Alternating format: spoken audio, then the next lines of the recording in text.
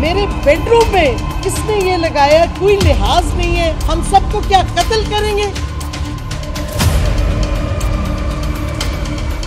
Bedroom में भी privacy नहीं, इदारे कानून के दायरे में रहें। पीटीआई रहनुमाओं शीरी मजारी और शिबली फराज की न्यूज कॉन्फ्रेंस। शीरी मजारी बोली, चादर और चार दीवारी का तकद्दुस पामाल किया जा रहा है। किसी के बेडरूम में वॉइस रिकॉर्डर लगाने का मकसद क्या है? ये डिवाइस निकला मेरे बेडरूम से। हमने जब ये पूरी इन्वेस्टिगेशन की कल शाम तक, तो पता चला ये वॉइस रिकॉर्डर है। मेरे बेडरूम में किसने ये लगाया, किस एजेंसी ने, कोई लिहाज नहीं है। चादर और चार दीवारी का कोई कॉन्सेप्ट नहीं है। मैं कॉन्स्टिट्यूशनल पिटिशन फाइल करूंगी इस्लामाबाद हाई कोर्ट में, क्योंकि ये मेरा आईनी हक है। इन्होंने मेरा कॉन्स्टिट्यूशनल राइट, मेरा right to privacy, right to protection इन्होंने इन्फ्रिंज किया है। अभी तक ये बाज नहीं आ रही एजेंसीज।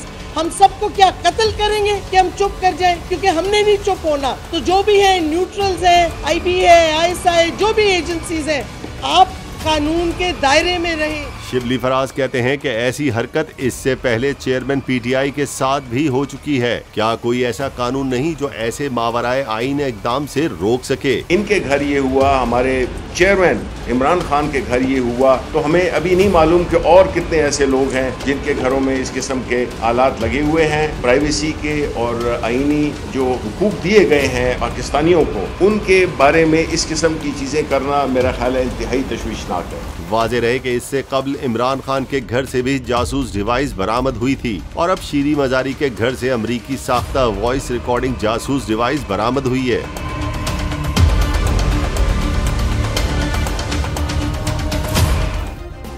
सब्सक्राइब करें और बेल दबाएं ताकि कोई खबर रह न जाए।